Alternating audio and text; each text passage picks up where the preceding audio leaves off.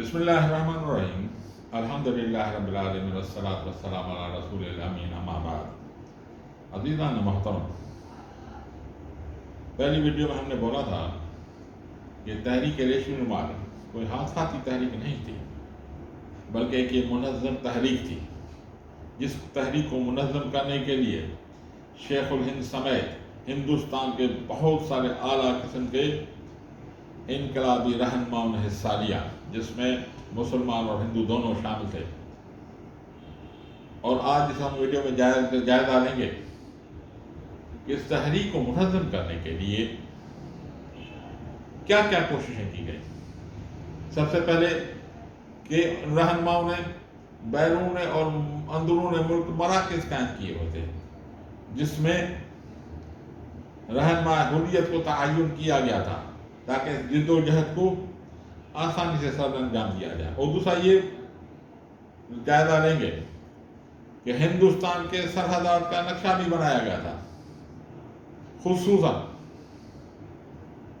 शिमाल मगरबी यानी अफगानिस्तान की तरफ नक्शा ज़्यादा बनाया गया था और वो मुनज़्ज़म तरीके से बनाया गया। तो बैरून मुल्क के जो जितने भी मराकज़ कायम किए गए थे उसमें चीन शामिल है, जिस चीन की सरबराही दारुल उलूम देवबंद के फारिग मौलाना मकबूल रहमान मानसरा वाले और शौकत अली कर रहे थे, और उसके साथ 6 अफराद भी शामिल थे। और उन्होंने चीन में मरकजी सीरत कमेटी कायम करके मुल्क भर में इसकी शाखें कायम कर दी। दूसरा मिशन जापान भेजा गया और उसमें 5 आदमी थे, और उसके कायद प्रोफेसर बरकतुल्लाह कर रहे थे, जो अंग्रेजी, तुर्की, जापानी के अलावा जर्मनी की ज़बानों में महारत हासिल थी। और इसी वजह से उनको टोक्यो के एक कॉलेज में प्रोफेसरी मिल गई, और उन्होंने जापान में इस्लामिक फ्रेंटरिटी के नाम से एक अंजुमन बनाई, और उसी नाम से अंग्रेजी और जापानी में रसाला निकाल दे रहे। और एक मरकज फ्रांस में कायम किया गया, जिसकी सरबराही चौधरी रहमत अली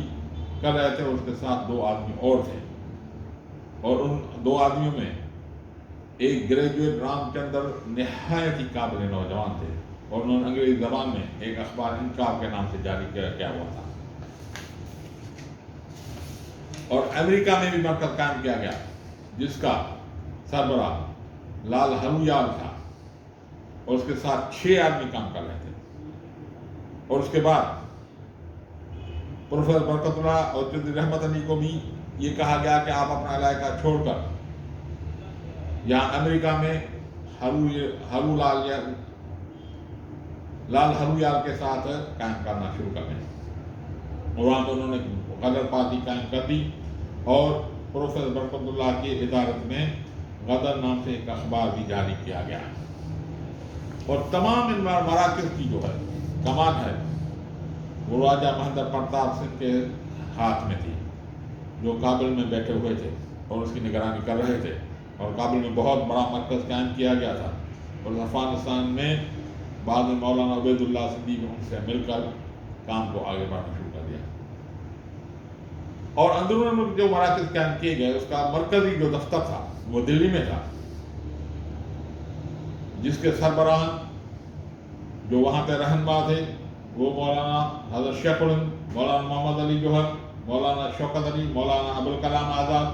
मौलाना उबैदुल्लाह सिंधी, डॉक्टर अंसारी, गांधी जी, पंडित मोतीलाल नेहरू, लाला लजपत राय और बाबू राय चंद्र प्रसाद वगैरह सब अव्वल के लोग उसमें शामिल थे। और इन मरकजी दफ्तर का ज़ेर मातहत अंदरून मुल्क में मराकज़ कायम किए गए, और वहाँ पर इनकलाबी तयन किए गए, जिसमें काबिल ज़िक्र पानीपत, लाहौर, रांदीर, गुजरात, काठियावाड़, कराची, लसबेला, इत्मानज़ई, दीनपुर, औरंगज़ई और अमरोट शामिल है। जिसमें जो रहनुमा काम कर रहे थे वो अलग तरतीब ये थे: मौलाना अहमदुल्लाह, मौलाना मोहम्मद अहमद, मौलाना मोहम्मद इब्राहिम, मौलाना मोहम्मद सादिक खडे वाले, ٹھیک ہے، جو کراچی میں تھے، خان عبد الغفار خان جو باچا خان سے مشہور ہے، مولانا غلام محمد، مولانا فضل واحد اور مولانا تاج محمد انوری جان، یہ بیرون مراکز قائم کیے گئے تھے۔ اور اس کے علاوہ انقلابیوں نے جنگی نقشوں کی تیاری شروع کر دی تھی۔ ان جنگی نقشوں میں تین شکل بنائی گئی تھی۔ پہلی شکل یہ تھی کہ بیرونی حملے کے لیے راستوں اور محاذوں کو تفصیلی نشاندہی کرنا، حملہ آور فوج کے لیے رسد رسانی اور اپنے ہیڈ کوارٹر سے رابطے اور انقلابی رضاکاروں سے رابطے کے لیے پیغام رسانی مہیا کرنا، اور حملہ آور فوج کی نقل و حرکت کے لیے سہولت فراہم کرنا۔ دوسری شکل یہ تھی کہ CID کے آدمیوں سے تعاون حاصل کیا جائے اور اس محکمے میں اپنے انقلابیوں کو بھرتی کروانا تاکہ حکومت کے پالیسیوں اور اداروں کی خبر ملتی رہے۔ تیسری شکل یہ تھی کہ کارکنوں کو فوج میں داخل کر کے تاکہ حملہ اور فوجوں کو تاکہ حمل و آور اور دشمن کو سبوتات کر سکے۔ پہلا منصوبہ یہ نقشہ جات کی بنانے کا کام جو حضرت مولانا عبید اللہ سندھی کو سونپا گیا، اور اس کے ساتھ بمبئی کے شیخ ابراہیم MA کو اس کا مددگار رکھا گیا۔ اسی سلسلے میں مولانا نے شمال مغربی سرحد کے بہت سارے دورے کیے اور فنون حرب سے آگاہی کے لیے انگریزی، جرمنی، ترکی، فرانس اور عربی زبانوں کی کتابیں منگوا کر ان کا مطالعہ کیا اور قدیم اور جدید طریقوں کو پرکھا، اور متواتر 7 سال تک کام کرتے رہے، اور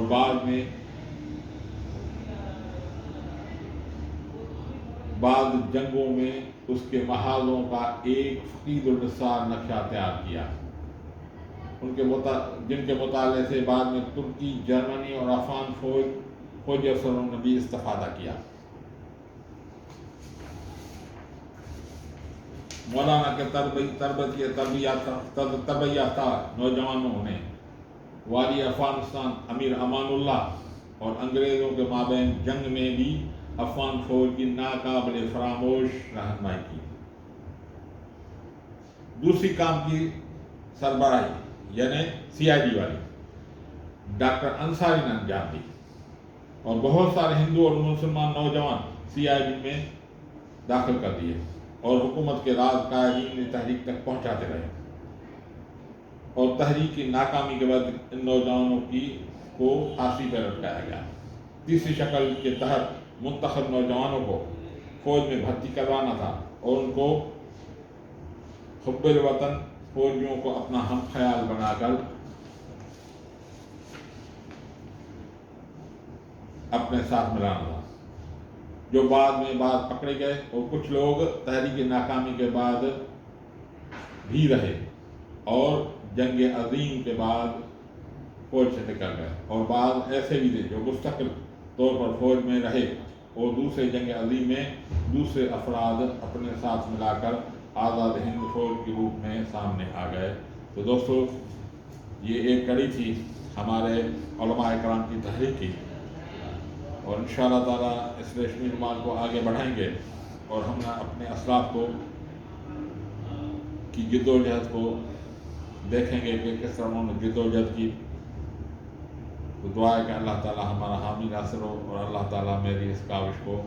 مقبولیت کا درجہ عطا فرمائے۔ وما علینا الا البلاغ، اور بعد میں انشاءاللہ تعالیٰ ملیں گے۔